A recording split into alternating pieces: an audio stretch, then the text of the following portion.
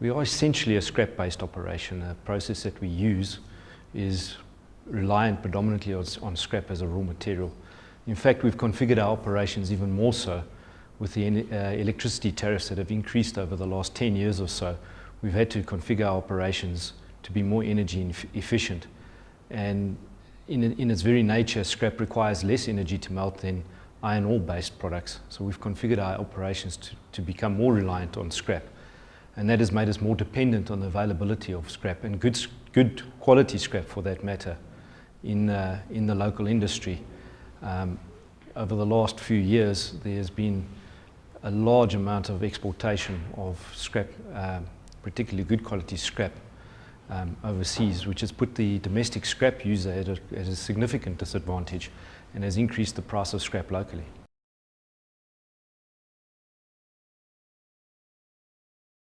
Typically, you want a scrap material that is directly chargeable into a furnace, so size is of importance. Also the density, the bulk density of the scrap is important. And then of course, the amount of waste material that comes with the scrap, as well as other contaminants like copper, tin, aluminium, need to be low for it to be considered a good quality material.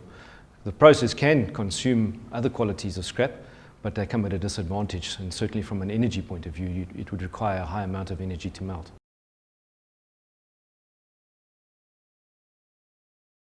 So the total South African generation of scrap has traditionally been around about 3 million tonnes per year. South Africa only really consumes about 1.5 to 1.6 million tonnes of that. However, of late, we estimate that the total volume of scrap generated has declined, with the manufacturing sector having declined over the last few years. So it probably sits somewhere in the region of 2.5 to 3 million tonnes of scrap, with about 1.5 million being exported to countries like India and Pakistan, who are short of scrap themselves. The economies are still in the development phase, so they are short of scrap. And they are prepared to procure scrap at higher prices. Ironically, those countries also impose an export tariff on their scrap, so it places a higher price on their domestic scrap market. So they're willing to pay a higher price to import it.